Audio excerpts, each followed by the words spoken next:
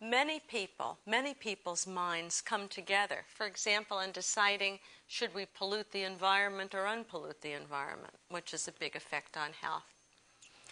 So, one of the most important things is to recognize you did not think yourself ill.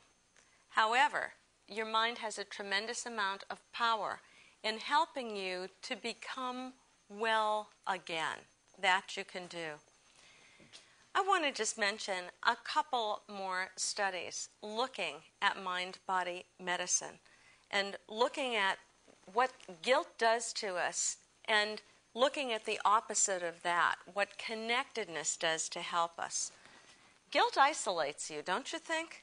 It makes you think, oh boy, I'm not good here. No, if somebody knew me, they really wouldn't like me. I've really messed up. Connectedness is the opposite. When we feel connected, we feel worthwhile, we feel loved. And almost every study on mind-body medicine has shown the incredible power of social support and of feeling connected to other people. One study of the immune system, for example, showed that people who were isolated, people just like you and me, they gave them a paper and pencil test. They said, how many social connections do you have? People who had less than the average had a significant lowering of immune function.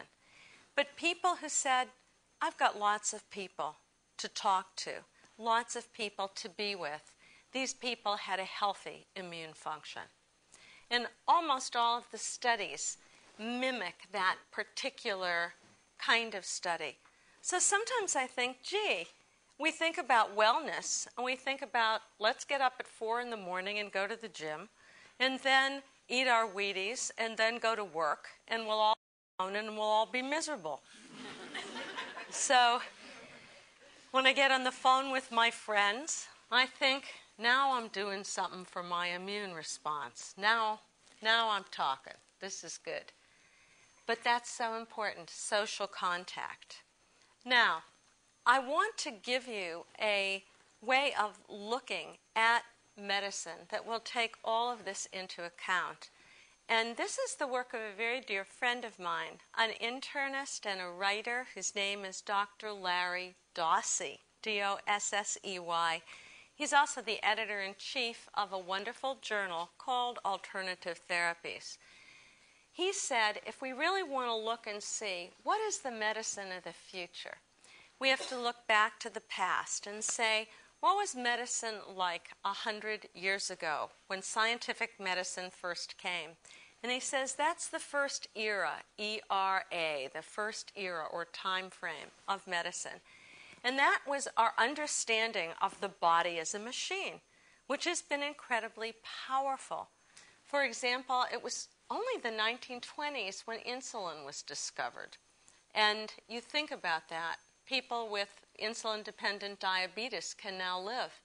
Prior to the replacement of that, they couldn't live a normal life. You think about vitamin C being discovered at about the same time. Remember, people used to actually die from scurvy. This was an amazing thing. Or heart transplants, lung transplants. So that gave us the idea that the body was a machine. And it's given rise to an incredibly powerful form of medicine. Era 2 medicine, however, is mind-body medicine. And what Larry Dossey says is, because Era 1 medicine was so powerful with these specific cures, we forgot about the effect of the mind on the body. We let go of that. And now we realize, wow, 75 to 90% of our doctor's visits are for mind, body, and stress-related things. The third era of medicine has to do with spirituality in medicine. And that's a fascinating kind of topic. So what is spirituality? What is spirituality? I would say it's our deepest sense of belonging and connectedness.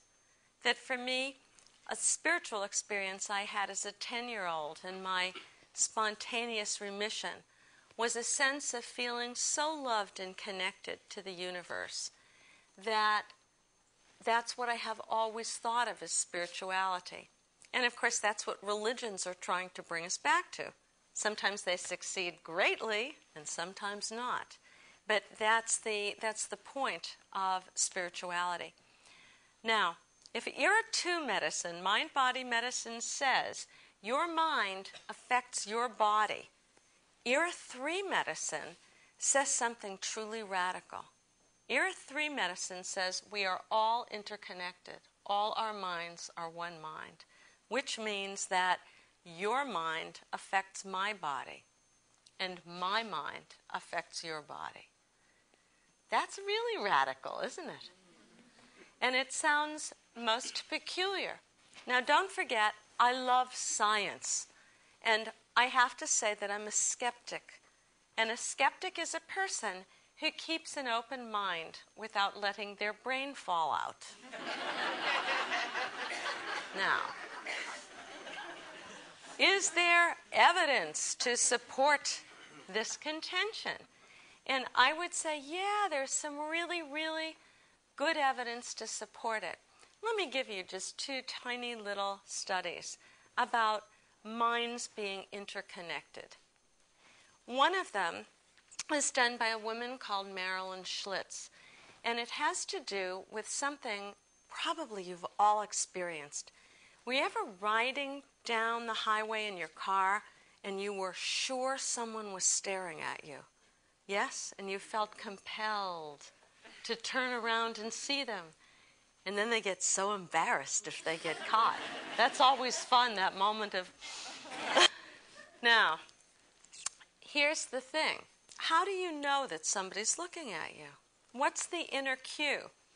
And she found that in all the cultures of the world, people had the same experience. It wasn't bound to this culture. Here was the experiment she did. She took a video camera and she would videotape a subject, and in a room, another room, there would be the monitor. And then, while they were being videotaped, she would either stare at the monitor or not stare at the monitor. Meanwhile, the person being videotaped was connected to a biofeedback equipment, which essentially monitored the equivalent of, are the hairs standing up on the nape of your neck, right? Now, at a level that was highly statistically significant, the hairs stood up on the napes of the neck when somebody was staring at their picture in a distant room. Now, that's interesting, isn't it? My mother always used to tell me that when your ears burned red, somebody was talking about you. Apparently your mothers told you that too. Which, of course, I used to dismiss as highly silly. However, I'm sure before long we'll have an experiment that shows something just like that. But do you see the radical implications of that? If somebody is thinking about you, at some level you receive it. Some of the great physicists talked about this, the unity of our minds. Even Einstein said the idea that we're separate from one another is really an optical delusion of consciousness. At some level, all minds are interconnected. So, think about this. If all of your friends are sitting around saying, boy, she looks tired lately, this is probably not a good thing. Or if you have a physician who is afraid of the very illness that you have and thinks the prognosis is bad and empathizes with you, but is sending that kind of negativity. Those are the kinds of experiments, actually, which are being done now.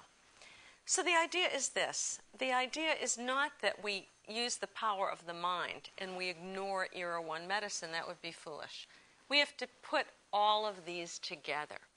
And that's what people are trying to do, to say what's a great system of medicine when it takes into account the whole human being and what we need for wellness and what we need for happiness, what we need to be fulfilled.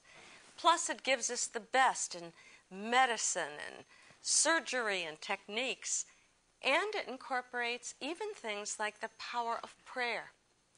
it's been amazing to me to see